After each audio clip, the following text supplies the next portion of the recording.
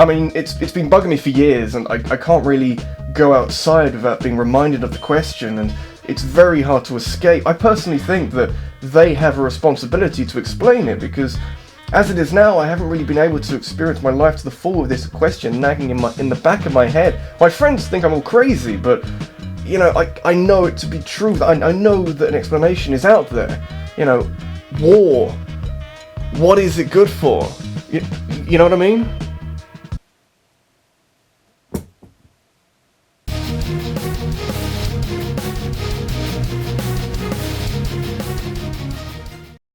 My New Year's resolution for 2017 was to explain things a bit more, not just making a sweeping statement about how something's amazing, actually backing it up with solid reasoning.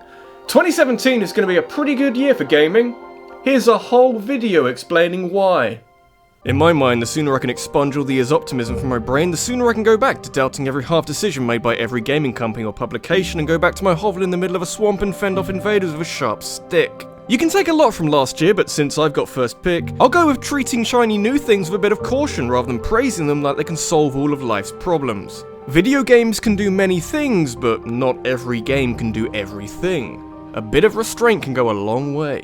Of course we shouldn't get too carried away, but there's nothing wrong with a bit of excitement now and then. Really, I wouldn't be doing this if my inner child didn't start bouncing off the walls in anticipation of something that I've been looking forward to for a long time. Exercise caution, but it can't be that bad, surely. At least, not that bad again, surely.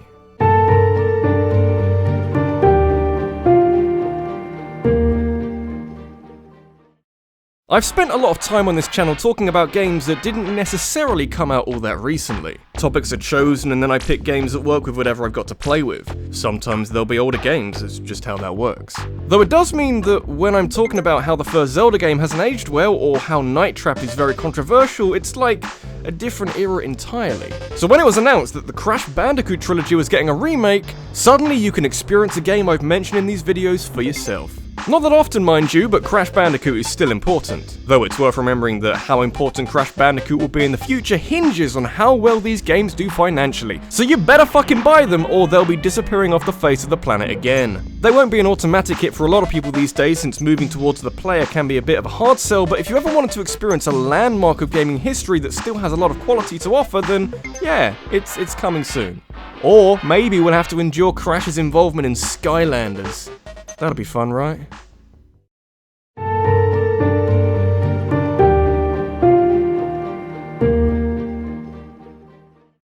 When you haven't had a new game in a franchise for such a long time, you might notice that gaming has moved on quite a lot in, like, the decade and a half since you last pumped out a title. If your game isn't an open-world action-adventure game, then frankly you're wasting your time. You gotta ride the wave of these trends, otherwise you're gonna drown, brother. Thankfully Shenmue is exactly that, so I'm sure it would do fine. Cast your mind back to Sony's conference at E3 2015 and having promised the world the likes of Horizon Zero Dawn and the fucking Last Guardian, there was a small but important note about how Shenmue 3 was getting a Kickstarter campaign. A new game in a forgotten franchise funded by fans? What could possibly go wrong? You'd have to question the need for a Kickstarter campaign in the first place. Surely if Shenmue 3 is going to set the world alight, then Sony themselves would want to ensure that it gets made. Regardless, it's picked up over $6 million on Kickstarter and it does look like it'll be happening. I'm not saying that it could be this year's Mighty No. 9, far from it, but it's mildly concerning. Of course, the original Shenmue was one of the most important video games of all time thanks to its focus on realism and quick-time events. Yep, those guys. But it'll be fascinating to see how this relates back to gaming in 2017. Will it be held in as high a regard, or will it show how far we've moved on? Only time will tell.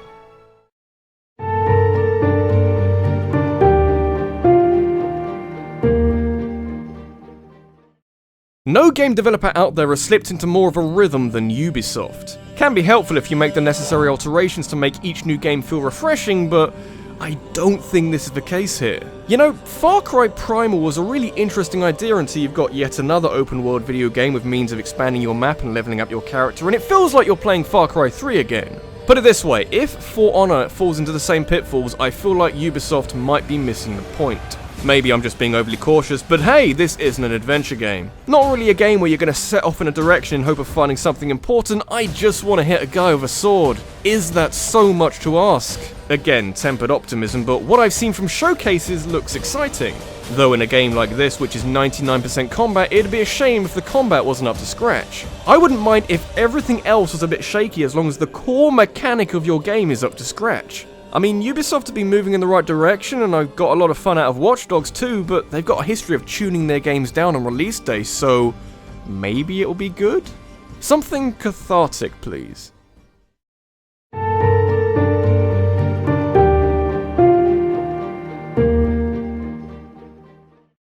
Following on from the announcement of the remastering of the Crash Bandicoot trilogy, a remake years after the original game is a chance to show off how well the base game has aged and that all you need to get people interested in it is a new coat of paint. Joke's on you though, because people have always been interested in Final Fantasy VII. You don't even need to make any more Final Fantasy games anymore. You could re-release that game year on year and it'll do fine. Probably not a good business decision though. There we have it, ladies and gentlemen. In the race of which game comes out first, the Final Fantasy VII Remake comes in second. Behind The Last Guardian remarkably, but still some way ahead of Half-Life 3. Remaking Final Fantasy VII does feel like a plan that was hidden behind some glass with access only available in an emergency, but the premise alone will be enough to ship copies and at some rate too. Following on from the success of Final Fantasy XV, it could well act as a consolidation job, and by releasing something inoffensive that few people are going to take issue with, it'll be a sign of Square Enix wanting to make video games properly again. I welcome it. Of course, the decision to split Final Fantasy VII up into 3 parts does raise potentially unnecessary questions of the price of individual parts, or how long you'd have to wait to complete the saga, but it could mean that each segment, if they are full price, are really densely packed with shit to do. They're already reworking the combat, so why not rework a few more things and try to expand the game wherever possible? That would make it worthwhile for more than simply nostalgia and offer up a new experience while still tapping into the longing for something that's 20 years old this year. I don't really mind, I've never obsessed over the game, but I will be keeping an eye out. You've got the ball rolling, Square! Don't lose it under the sofa.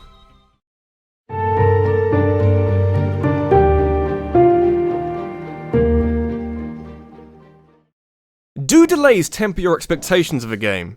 I guess, kinda? It depends on just how excited you were originally for the release of the game, and also, crucially, why the game was delayed in the first place. Encouragingly, Yooka-Laylee wasn't pushed back to 2017 because all of Playtonic's staff had spent the first half of 2016 using the Kickstarter money in a secret underground cockfighting ring. Nah, they just wanted to add a few more months of polish to the game. You guys, you're so cool. Please don't fuck it up. So really, what else can you add about Yooka-Laylee? It harks back to a bygone era of 3D platforming that nods in the direction of the now defunct Banjo-Kazooie so hard I'm surprised its head hasn't fallen off by now. Sometimes I feel that not that many people want to see this genre of gaming revived, but then I remind myself that the Kickstarter goal was funded inside 38 minutes, eventually going on to reach £2 million, so clearly I'm not the only one. Personally, I'm looking forward to seeing what can be achieved with half the budget and a third of the delays of Mighty No. 9. I feel like people sometimes need a reason to feel confidence in Kickstarter, and we might be getting it this April. The 17 wait for a true Banjo-Kazooie game might be about to end.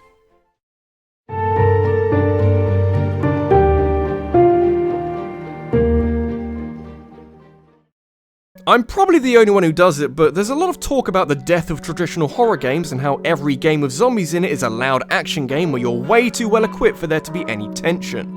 Yeah, might just be me. But here's the thing, quietly over the past 5 years, horror games have been making a comeback, but in a more interesting way. You look to Alien Isolation, Outlast, Soma, and they've all contributed their own brand of unique horror. Hell, love it or hate it, the Five Nights at Freddy's franchise took horror in a completely different direction and should be remembered for that, rather than these guys. But it isn't a party unless Resident Evil is involved. In due time, I may come to miss how much of a parody these games have become over the years, but Umbrella Corp's last year represented a spectacular low point where the joke is old and the will for actually scary horror is quite strong. Resident Evil 7 has been met with criticism over its departure from the third-person perspective that every previous game used, but I don't think I need to tell you that seeing horrors through the eyes of the protagonist will always be scarier. I haven't seen a lot more than random snippets of gameplay, but if it plays half as well as Silent Hills, or if it's just Outlast but with Resident Evil on the cover, it'll mark the awakening of a sleeping giant. If Resident Evil 4 marked the critical peak within the franchise that helped to spawn countless other games under the Resident Evil name and by other companies who are using similar mechanics, then I can only hope that Resident Evil 7 gets some good traction, because then we might get more horror games that are actually kinda scary. You shrink things down and make the player feel vulnerable. It is that easy.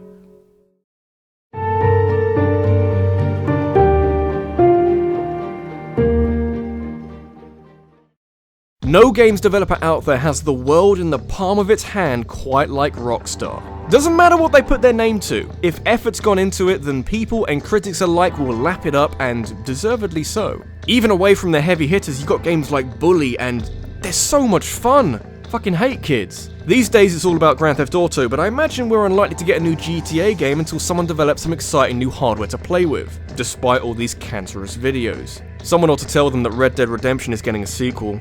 That should tie them over. Have we heard much about any of it? No, the reveal trailer only dropped last October, and since then we've been going off any leaked details that may or may not be true. But as I watched that trailer, the only thing I could think of was, fuck me, if it looks half this good, we're onto a winner already. What made the first game so great was an engaging story helped along superbly by brilliant voice acting, and you can't really get any of that from the trailer, but these aren't things that are held back by technology nowadays. I'm not sure where the big differences will be from the first game in terms of gameplay, or indeed if anything will be further refined since a lot of it worked very well the first time around, but I look forward to finding out.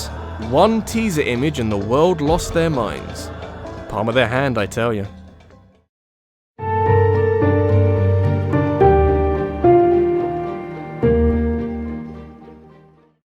With Metal Gear no longer in the hands of its creator and Konami selling the rotting carcass for scraps, these are hard times to have it as your favourite franchise. I'll probably still end up playing Metal Gear Survive since I'm a damn fool, but it looks like the best years for the series may well be consigned to the pages of history. Then again, this would only be a melancholic occasion if Hideo Kojima disappeared too, but he's still around and confusing the world with his weird video games. So I now have to write about what excites me so much about Death Stranding, and I do so having not seen any gameplay or anything more than 2 incredibly cryptic teaser trailers. What exactly can be deciphered from a naked Norman Reedus on an oily beach clutching a baby? Or Guillermo del Toro with another baby, and then Mads Mikkelsen turns up, and I guess this is some kind of purgatory where everything is dead or dying, but I don't really care. You've got some big names working towards something original and Hideo Kojima with complete creative freedom. If that doesn't excite you, I don't think a lot will.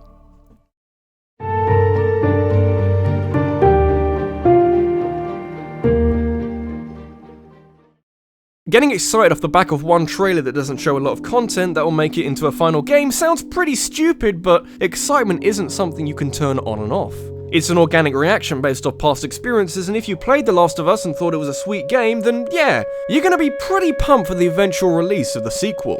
Its inclusion on a list like this is slightly tenuous since apart from knowing very little about it, we have no idea when it's gonna come out. But I saw one article that said it could be out anywhere from 2021 to late this year, so I'm gonna roll with that. Even though I disagree with the actions that went towards The Last of Us' ending, I still adore the game. It took a stance of a zombie game that helped shift the focus onto the story rather than the joy of filling the undead with bullets, and it allowed the human stories that characterize the zombie apocalypse to flourish. Gameplay was never the focus with The Last of Us, and hopefully the same amount of care and attention will go into the character archetypes and the settings that were handled so excellently when the sequel comes around. Is Joel dead? Is Ellie part zombie now? I don't fucking care, at least not now. It's fine to speculate, but when you're doing it on a 4-minute trailer of Ellie playing the guitar, you're clutching at some pretty small straws here. Gotta get them views, I suppose. I'll get my caps lock and my red circle and arrow. We'll take the world by storm.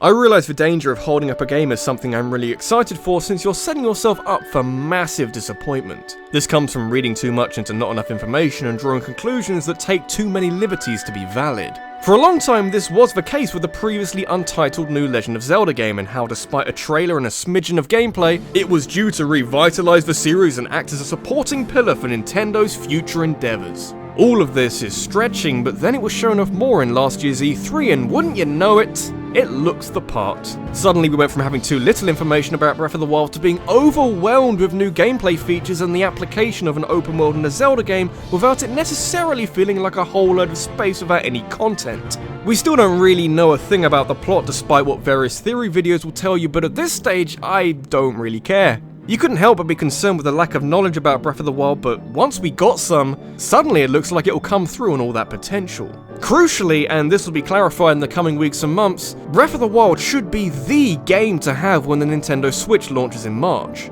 Am I the only one who buys a console for games and not the console itself? No, because the world is a big place. No one is an island. But if the Switch launches with an exciting new Zelda game that you can play on day one, that's a pretty massive incentive to buy one. Might not be the best game that comes out in 2017, but honestly, it doesn't need to be.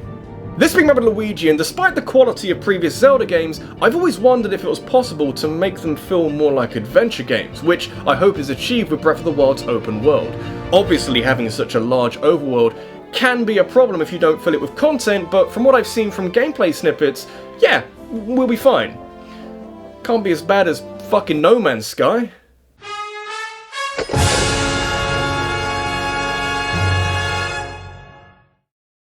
Hey guys, thank you very much for watching. I've had my time off, it was only a week, but a lot of food was eaten and many festivities were celebrated. But I'm back now and refreshed enough to continue making videos with a smile on my face. I've got long-term plans for this year and I'd like to do more collabs, but I'll stick with the top 5s for now. I'm gonna need a whole batch of new suggestions, so even though I don't have the promotion at the end, got any topics?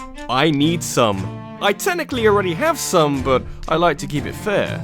Gotta keep these values at least a few weeks into the new year.